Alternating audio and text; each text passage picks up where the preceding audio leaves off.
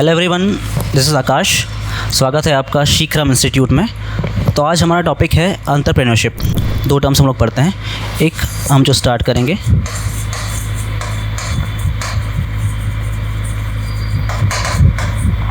Entrepreneurship, Hindi में से उद्यमिता कहते हैं, और दूसरी हम टर्म पढ़ते हैं बिजनेस।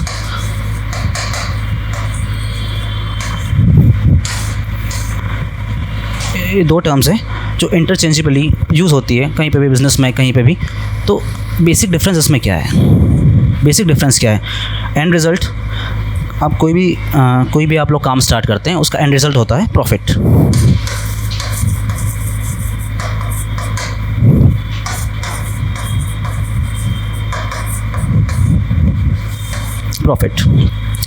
बट इन दोनों को डिफरेंशिएट इन दोनों में क्या करता है?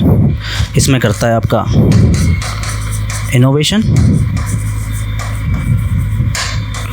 और इसमें एक इम्पोर्टेंट रोल प्ले करता है आपकी लेगेसी। अब इन दो टर्म्स को समझते हैं।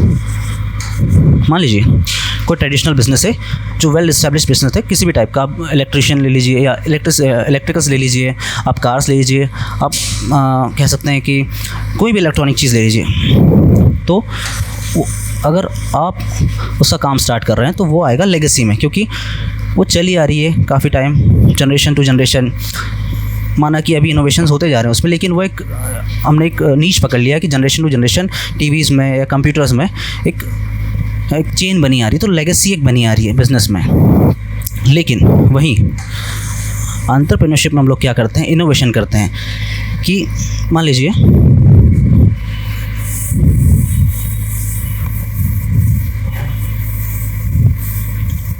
लीजिए ये एक प्रॉब्लम है, हम निकालते हैं उसका सल्यूशन। तो प्रॉब्लम आइडेंटिफिकेशन हम करते हैं, उसका सल्यूशन हम लोग निकालते हैं। उसके बीच में एंटरप्रेन्योर होता है। मतलब आपके एक ट्रेडिशनल बिजनेस नहीं था, एक प्रॉब्लम आपने आइडेंटिफाई करी, आपने उसको देखा कि आप कैसे उसको कैपिटलाइज कर सकते हैं, कैसे उस चीज़ को मोनेटाइज कर सकते हैं। तो आपने प्रॉब्लम का सल्यूशन निकाला, तो आप कहलाए एंटरप्रेन्योर। आप इनोवेट कर रहे हैं। एस्टैब्लिश प्रॉब्लम थी लेकिन उसका सॉल्यूशन एट ए टाइम नहीं था, तो आपने सॉल्यूशन निकाला, आप कहलाए एंटरप्रेन्योर। फॉर एग्जांपल, सबसे प्राइम एग्जांपल है हमारे पास SpaceX। प्रॉब्लम क्या थी? प्रॉब्लम ये था कि हम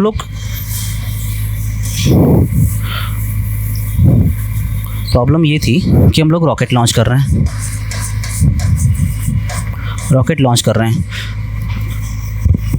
मैटर ऑफ फैक्ट कि वो सक्सेसफुल हो रहा है नहीं हो रहा है, that's a difficult thing, that's a different thing. लेकिन इसमें जो बिलियंस एंड बिलियंस डॉलर्स का जो नुकसान हो रहा था कि आपने व्हीकल आपने लॉन्च किया, स्पेस में वो पहुंचा, उसने पेलोड रिलीज़ किया, लेकिन उसके बाद वो यूज़लेस हो जाता था। लेकिन SpaceX ने यहाँ पे क्या प्रॉब्लम आइडेंटिफाई करी और कैपिटलाइज़ किया उसको? रीयूजेबल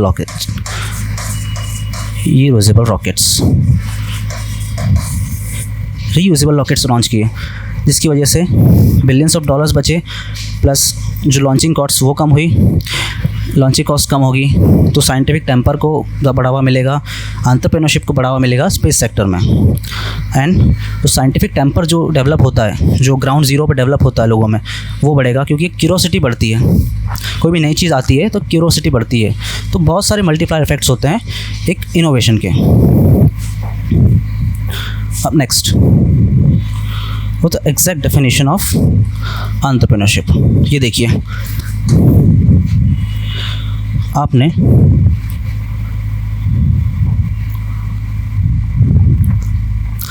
सॉल्यूशन निकाला, किसी भी चीज़ का प्रॉब्लम का सॉल्यूशन निकाला, सॉल्यूशन को आपने मिलाया मनी के साथ। This is the main factor of entrepreneurship.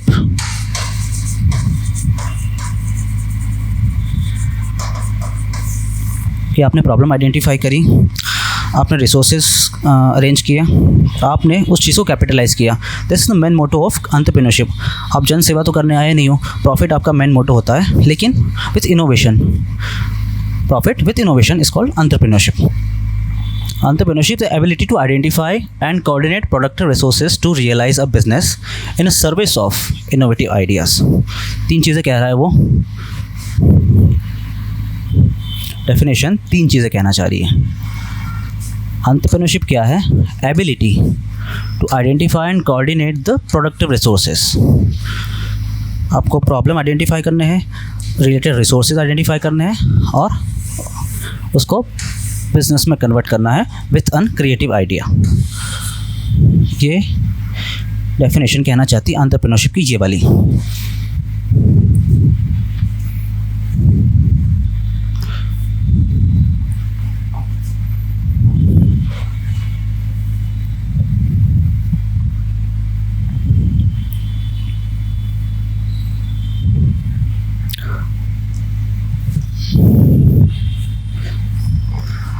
अब एंटरप्रेन्योरशिप हमने डिस्कस की। एंटरप्रेन्योरशिप होती है with innovation, business idea with innovation. लेकिन एंटरप्रेन्योरशिप डेवलपमेंट क्या होता है?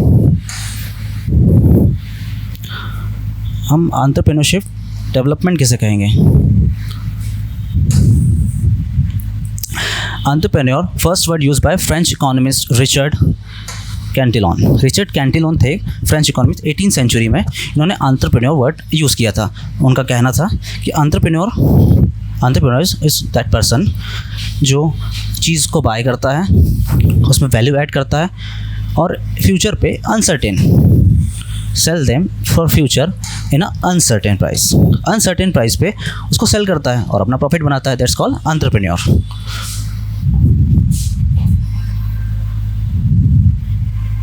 अब एंटरप्रेन्योरशिप डेवलपमेंट प्रोग्राम क्या होता है? एंटरप्रेन्योरशिप डेवलपमेंट प्रोग्राम ये होता है कि हम लोग आइडेंटिफाई करते हैं कि एंटरप्रेन्योरशिप स्पिरिट को हम आइडेंटिफाई करते हैं लोगों में।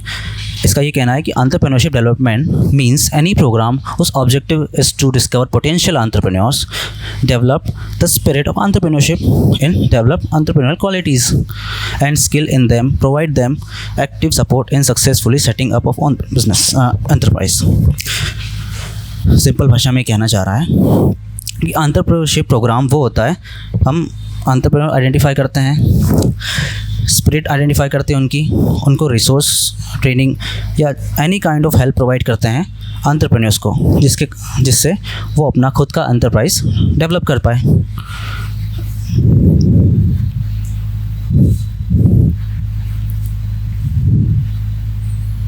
एंटरप्रेन्योरशिप डेवलपमेंट प्रोग्राम एम्फसाइज करता है 5 थिंग्स के ऊपर। कौन कौन सी? पहला,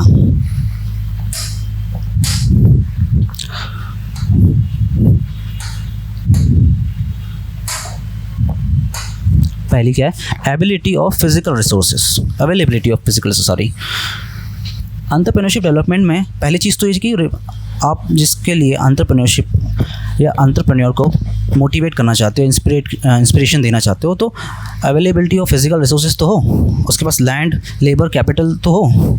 second, production of genuine entrepreneurs. अब आपके पास रिसोर्सेज हैं, फिजिकल रिसोर्सेज आ रहे हैं, लेकिन एंटरप्रेन्योरशिप स्किल्स या स्पिरिट नहीं है, सॉरी, तो एंटरप्रेन्योरशिप डेवलपमेंट प्रोग्राम का कोई फ़ायदा है नहीं। प्लस वेस्ट ऑफ रिसोर्सेज हो, वेस्ट ऑफ एनर्जी होगा। तो सेकंड पॉइंट इंपॉर्टेंट क्या है कि genuine production of genuine entrepreneurs.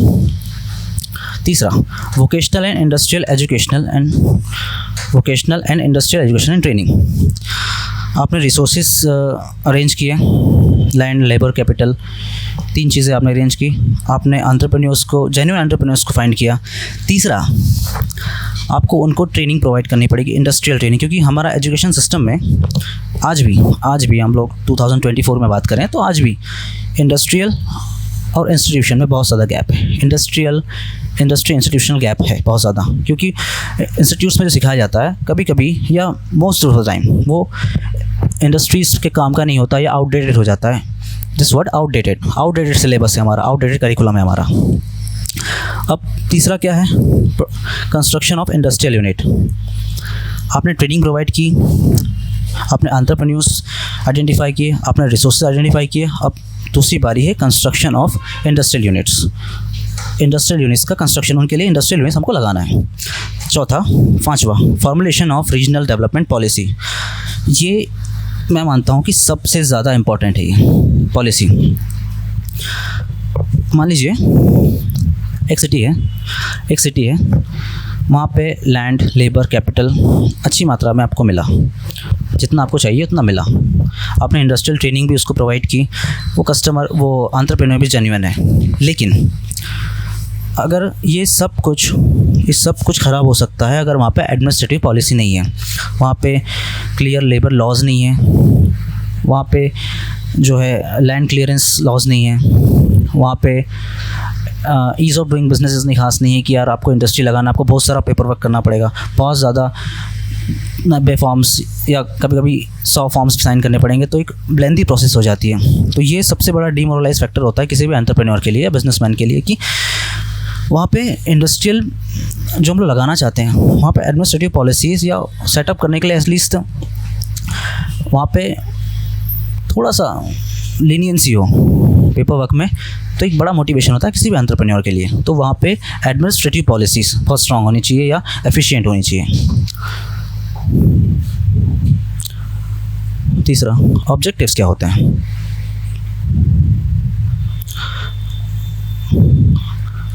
Entrepreneurship development के ऑब्जेक्टिव्स क्या हो सकते हैं। पहला ऑब्जेक्टिव,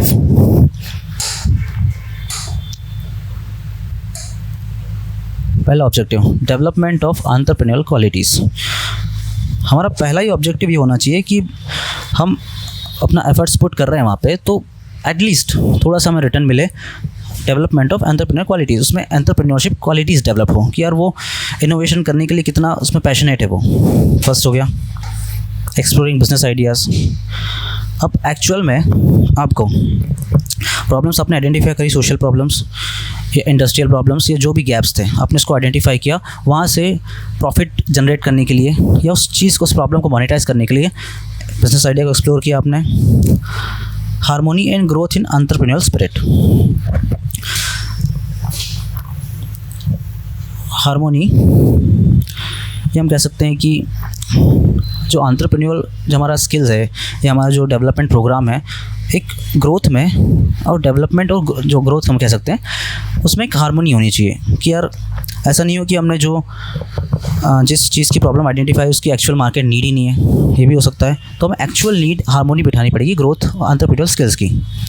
दूसरा, to create employment and self employment.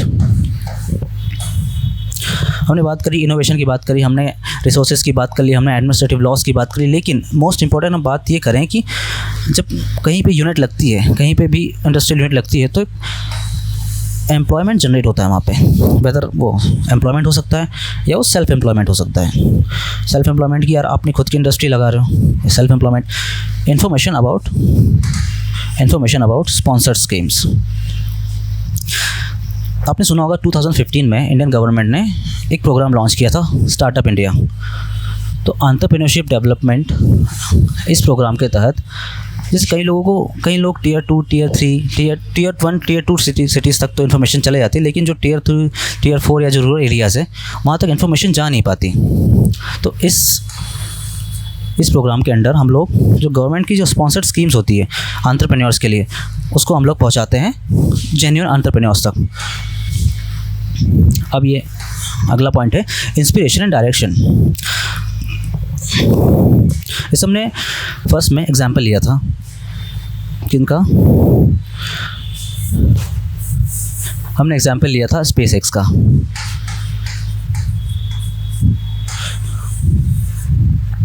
Space x का हमने एग्जांपल लिया था। इन्होंने स्टार्ट किया कि रीयूजेबल रॉकेट लॉन्चर्स बनने चाहिए।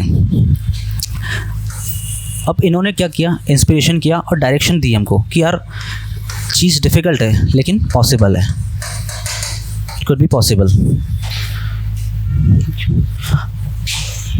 तो ये स्पेस एक्स ने इंस्पिरेशन हमें दिया और डायरेक्शन दी कि पॉसिबल है ये। नेक्स्ट,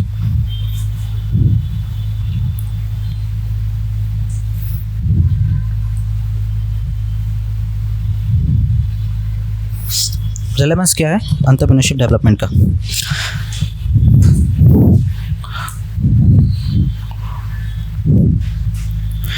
स्किल एनहांसमेंट, स्किल को बढ़ाना, social responsibilities, new project creation, increase mobility, resource mobility, new business establishment, all round development, establishment of industries, unemployment and poverty elevation. Most important.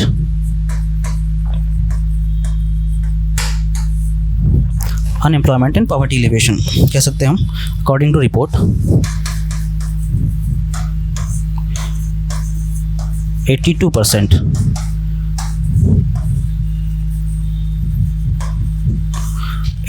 Fresh graduates जो हैं 2024 की report है. 82% fresh graduates under 25 year age, 82% fresh graduate under 25 year as are unemployed because the lack of skills, the lack of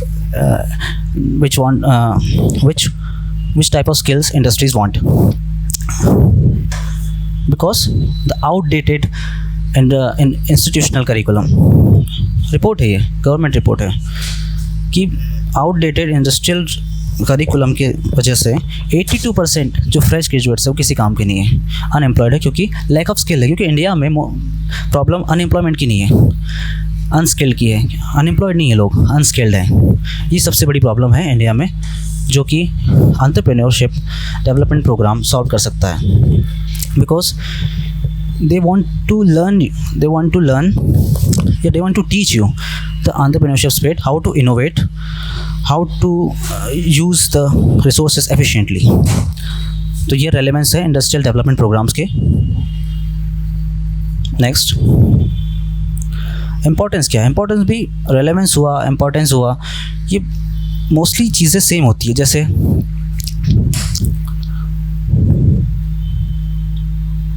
हम कह सकते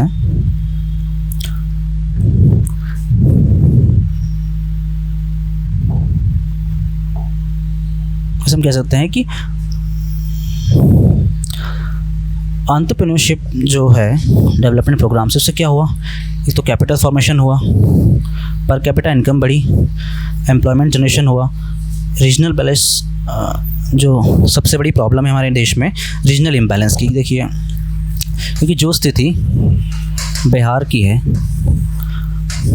वो स्थिति महाराष्ट्र की नहीं है. ये दोनों जगह पे चीज़ें डिफरेंट है. इससे हम कहते हैं रीजनल इम्बैलेंस. तो रीजनल इम्बैलेंस कम करने में भी कहीं ना कहीं एंटरप्रेन्योरशिप का बहुत बड़ा हाथ हो सकता है. इम्प्रूवमेंट लिविंग स्टैंडर्ड, तो लिंक है ना. एम्प्लॉयमेंट जनरेशन हुआ, लिविंग स्टैंडर्ड बढ़ा, कैपिटल फॉर्मेशन हुआ, इकोनॉमिक इंडिपेंडेंस आई, और बैकवर्ड एंड फॉरवर्ड लिंकेजेस जो हम कहते थे ना कि एक लूप होल बनते हैं.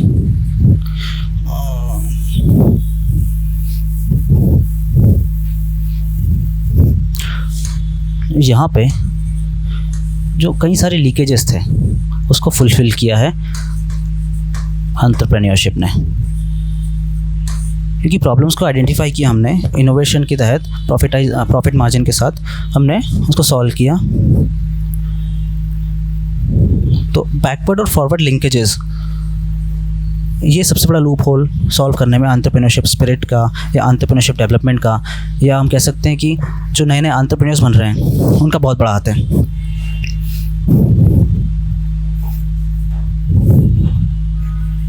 Next, achievements.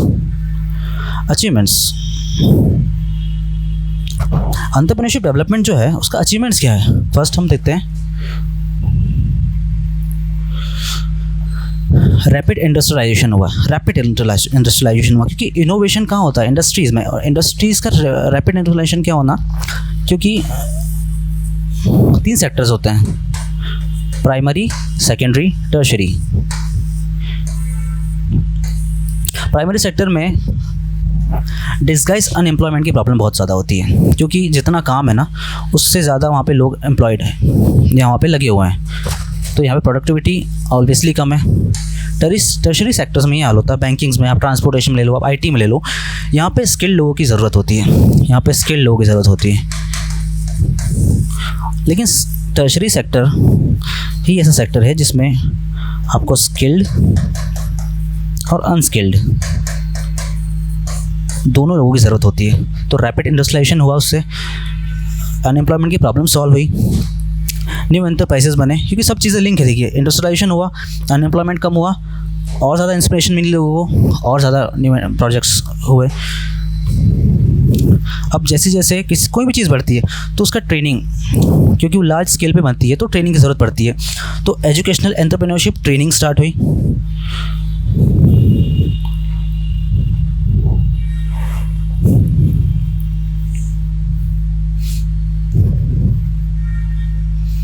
Establishment of entrepreneurship development, इस हमने इससे पहले बात की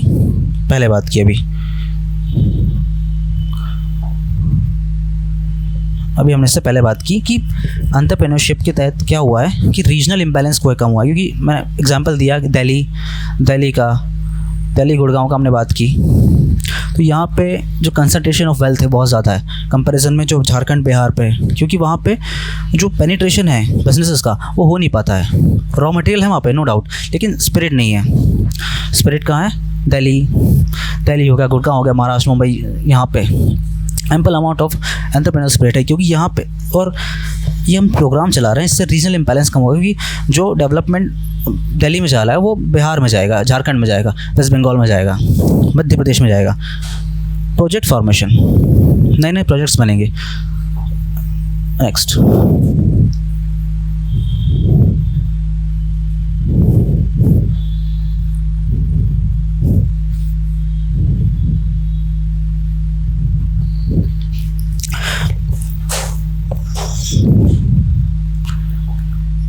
ईयर 2016-17 से एक नया कॉन्सेप्ट आया है, social entrepreneurs.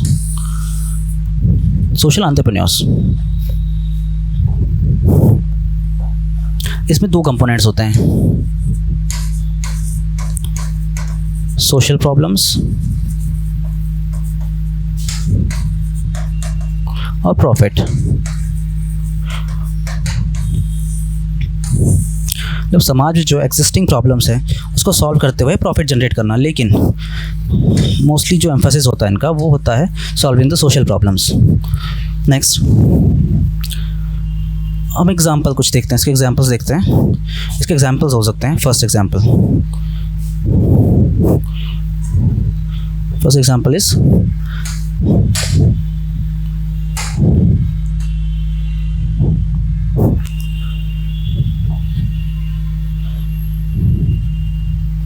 Robin Hood Army. This reduced the food wastage.